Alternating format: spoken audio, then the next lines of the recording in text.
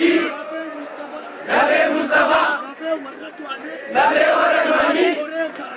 ओरे नाटे ana keessa jiru oromummaa waan na keessa jiru nan jedha biddeeniif jettee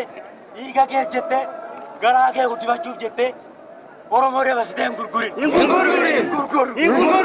mana barumsaatii barataa Oromoo ari'uun qabsoo Oromoo booddeetti hin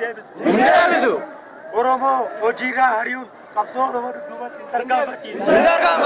horaa bulaa walaloo gabaabaan qaba jedhe hibboo kallachi uummata Oromoo